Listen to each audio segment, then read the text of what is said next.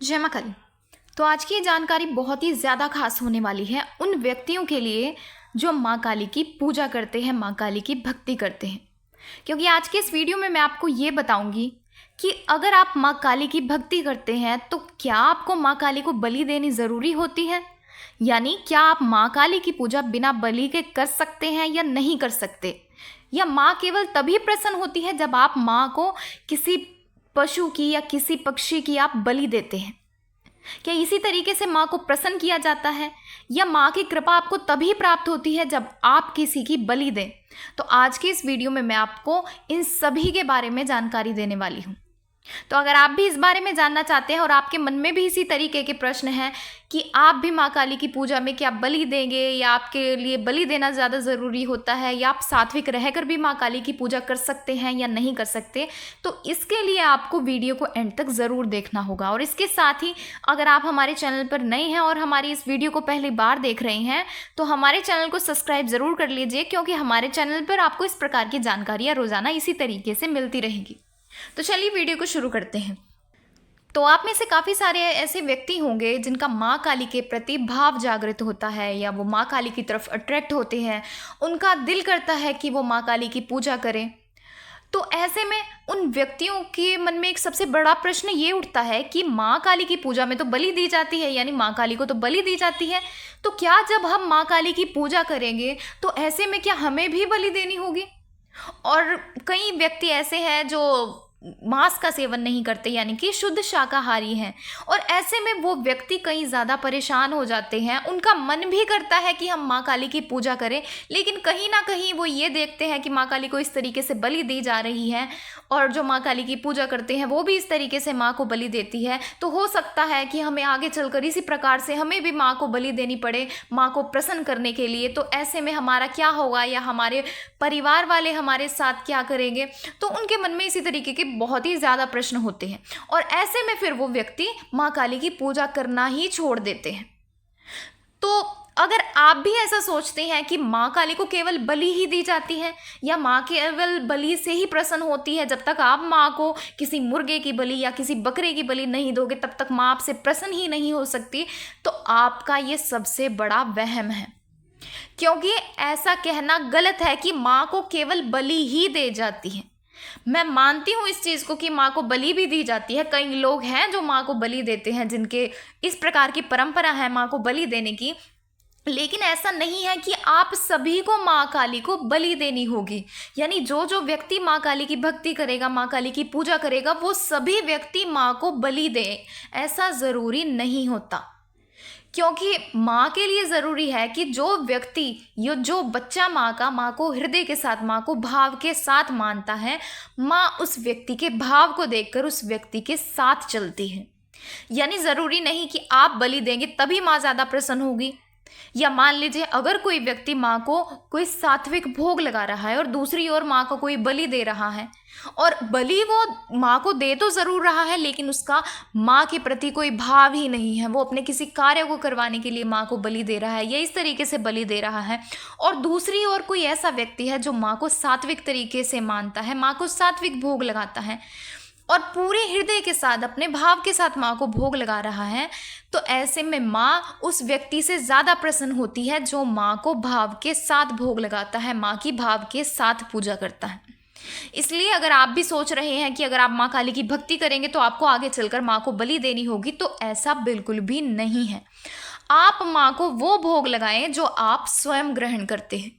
यानी जो व्यक्ति तामसिक है, जो व्यक्ति तामसिक चीज़ों का सेवन करते हैं, वो व्यक्ति माँ काली की भक्ति करते हैं, तो ऐसे में वो व्यक्ति माँ काली को बलि भी देते हैं। लेकिन अगर आप सात्विक हैं, आपके घर में इस प्रकार की तामसिक चीज़ें का प्रयोग नहीं होता, ना ही आप मांसाहार करते हैं, आप पूरी तरीके से सात्विक है, तो आप माँ को सात्विक तरीके से भी आप माँ की पूजा कर सकते हैं, आप माँ को सात्विक भोग भी लगा सकते हैं। इसलिए ऐसा ज़रूरी नहीं है कि माँ को केवल बलि ही दी जाती है। जैसे कि मैंने अपनी कई वीडियोज़ में आपको बताया है कि आप माँ को, या माँ या किसी भी देवी देवता को, आप लौंग या बताशे का भोग भी लगा सकते हैं। लौंग या बताशे का भोग माँ को या किसी भी देवी देवता को बहुत ज़्यादा प्रिय होता है और उनके लिए वो भोग इनफ होता है। यानी ज़रूरी नहीं कि आपको बहुत ही सारा कुछ भोग लगाना होगा या आपको 36 तरीके के आपको पकवान बनाने होंगे या आपको कई सारा कुछ करना होगा, ऐसा नहीं है। आप केवल भाग के साथ भी आप माँ को लौंग बताशे का भोग अग्यारी पर देते हैं तो माँ को वो भी स्वीकार होता है और माँ आपसे प्रसन्न होती है। और इसके साथ ही मैंने आपको कई सारे ऐसे भोग भी बताए हुए हैं जो आप माँ को दे सकते हैं जिससे माँ आपसे प्रसन्न होती है। और सबसे अच्छा भोग मैं आपको ये बता देती हूँ कि जो आप स्वयं ग्रहण करते हैं, जो आप स्वयं के लिए आप खाने के लिए लेकर आते हैं, अगर आप माँ को वो भोग लगाते हैं तो माँ आपसे बहुत ही ज़्यादा प्रसन्न होती है। और इसके साथ ही थोड़ा सा मैं आपको ये भी बता देती हूँ कि वैसे तो मैं अपने बारे में वीडियोज़ में नहीं बताती हूँ, लेकिन आपको मैं समझाने के लिए बता देती हूँ कि माँ को केवल बलि ही नहीं चाहिए होती। आप अपने भाव के साथ, अपनी श्रद्धा के साथ माँ को कुछ भी भोग लगा सकते हैं, यानी जो आप स्वयं ग्रहण करते हैं। लेकिन आपको इस बात का खास ख्याल रखना होता है कि आपको वो भोजन जो भी आप माँ को भोग लगा रहे हैं वो शुद्धता के साथ बना होना चाहिए। उसमें आप लहसुन प्याज का उपयोग ना करें। तो मैं थोड़ी सी आपको इस वीडियो में मैं आपको थोड़ी फ़ोटोज़ दिखा देती हूँ कि मैं माँ को किस तरीके का क्या भोग लगाती हूँ। इस वीडियो को या इस फ़ोटो को आप देखकर आप आसानी से समझ पाएंगे कि माँ को केवल बलि की ही आवश्यकता नहीं होती। माँ अपने भक्तों के भाव को देखती है और उनके भाव को देखकर ही माँ उन पर अपनी कृपा करती है और उनके द्वारा लगाए गए भोग को स्वीकार करती है।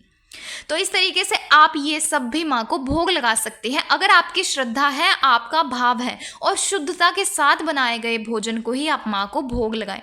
और इसके साथ ही अगर आप माँ को भोग लगाना चाहते हैं, आपके मन में इच्छा है कि हम भी माँ को कुछ भोग दें, तो ऐसे में आप माँ को मीठे पान का भोग भी लगा सकते हैं। माँ को मीठे पान का भोग बहुत ही ज़्यादा प्रिय होता है।